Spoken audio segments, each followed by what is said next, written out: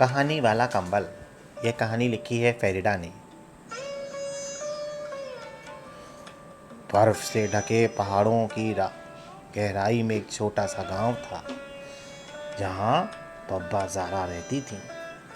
बच्चों को उनके घर में आना बहुत पसंद था। बच्चे बब्बा ज़ारा के बड़े कंबल पर बैठकर उनकी रोचक कहानियों को बड़े चाव से सुनते थे।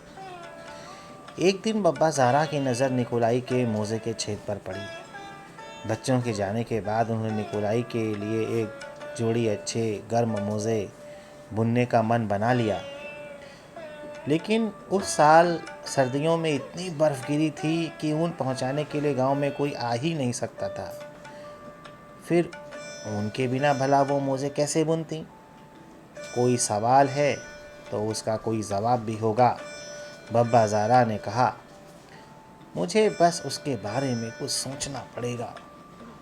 फिर सोचने में मदद के लिए उन्होंने एक गिलास मीठी चाय पी। 3 चुस्की लेने के बाद ही क्या करना है वह बब्बा ज़ारा को स्पष्ट हो गया।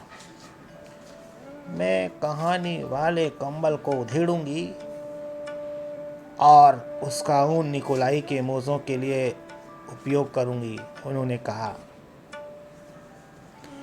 देर रात जब सभी सो रहे थे तब बब्बा ज़ारा ने बर्फ़ पर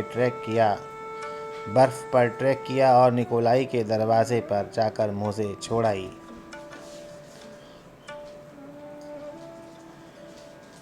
इसके तुरंत बाद जब डाकिया अपनी सुबह की ड्यूटी पर निकला तो उसे अपने डाक के थैले के चारों ओर एक ऊनी मफलर लिपटा हुआ मिला।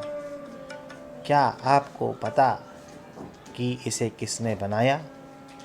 डाकिये ने सभी लोगों से पूछा, लेकिन किसी को भी इसके बारे में पता नहीं था।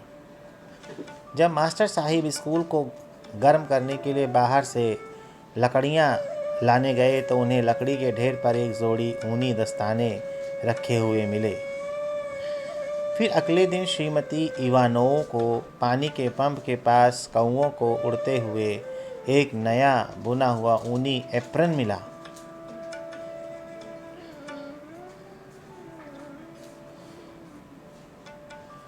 कुछ समय बाद सब्जी वाली औरत को लोगों ने उसके फटे पुराने शॉल के बजाय एक नया रंगीन शॉल पहने हुए देखा।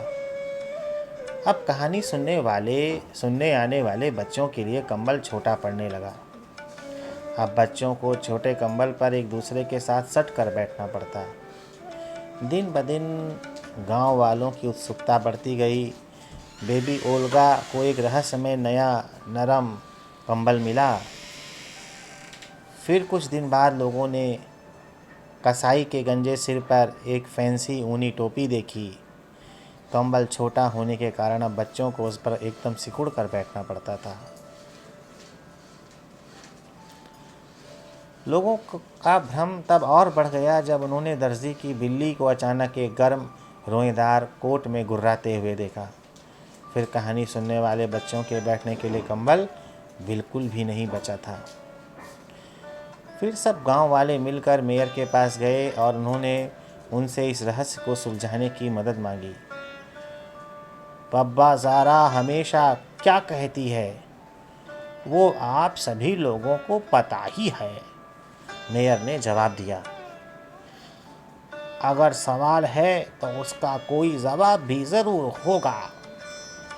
जब बच्चों ने मोज़े, मफलर, दस्ताने, एप्रन, शॉल, टोपी, छोटे बच्चे का कंबल और बिल्ली को एक साथ ऊनी कोट पहने देखा तो वो भी सभी मिलकर चिल्लाए, हमें ऐसा लगता है जैसे ये सब चीज़ें बब्बा ज़ारा ने पुराने कंबल से बुनी हैं।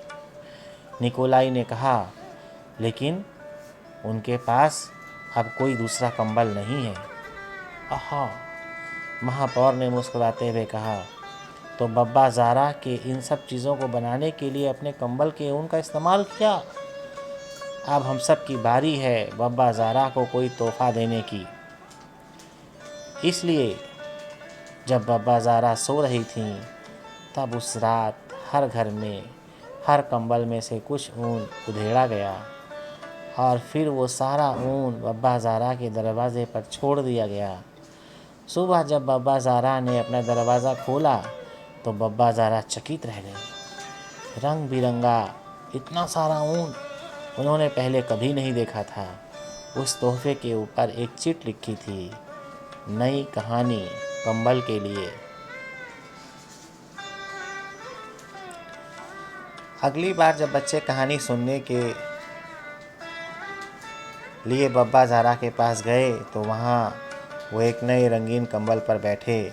फिर बब्बा ज़ारा ने उन्हें उस गांव की कहानी सुनाई जहाँ पर हर कोई एक दूसरे की मदद करता था और हर एक के साथ अपनी चीज़ें साझा करता था। जाते वक्त बब्बा ज़ारा जब बच्चों को गले लगाकर अलविदा कह रही थीं, तब उन्हें अलेक्जेंड्रा के स्वेटर में एक छेद दिखाई दिया।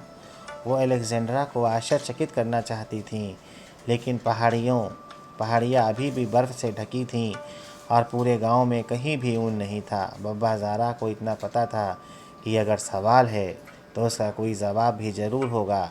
फिर उन्होंने अपने कहानी वाले नए कंबल को देखा और वो मुस्कुराईं। धन्यवाद।